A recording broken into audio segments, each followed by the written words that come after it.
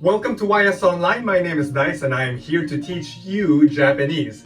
These lessons are in Tagalog and English or Taglish. So for all of my Pinoy brothers and sisters out there na nag-aaral ng Japanese for their JLPT and JFT basic tests, this channel is for you. In our previous lessons, we learned about quantifiers. So ito ang mga numbers na nilalagyan ng counter suffixes. Kaya dapat alam na natin kung paano gumawa ng sentences gamit ang quantifiers. This time, gagawa tayo ng questions using quantifiers. Siyempre, hindi mawawala ang question sentences natin.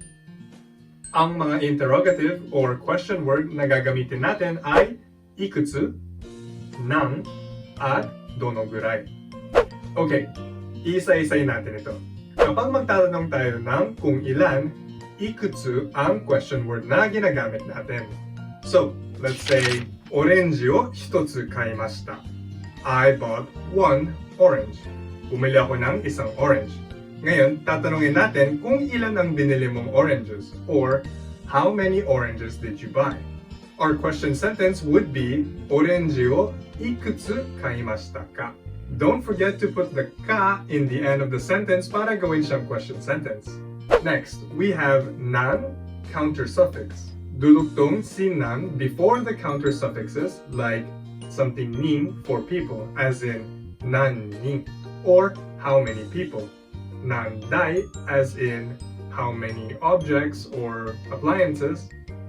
Nan kai, or how many times. Nan mai, as in how many flat items. So, for example, there are 5 people in the meeting. Tanungin natin, ilang tao ang nasa meeting sa screen? So, that would be, kaigi ni nannin imasu ka? Ang sagot ay, ilan nga ba? Yes, 5 nin imasu. Basta sundan lang natin ang pattern, tsak na makukuha natin ito. Alright, next question word is donogurai. How long? We use donogurai to ask the length of time something takes. Ginagamit ito para itanong kung gaano kahaba ang oras or panahon para gawin ang isang bagay.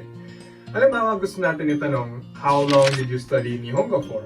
Or how long did you study Japanese for? Donogurai Nihongo benkyou shimashita ka? Donogurai Nihongo benkyou shimashita ka? So, the answer? Let's say 3 months. That would be 3ヶ月日本語を勉強しました.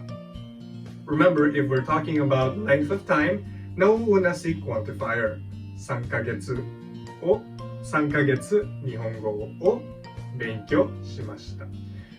Pwede rin natin dagdagan ng gurai as a quantifier to say about or approximately.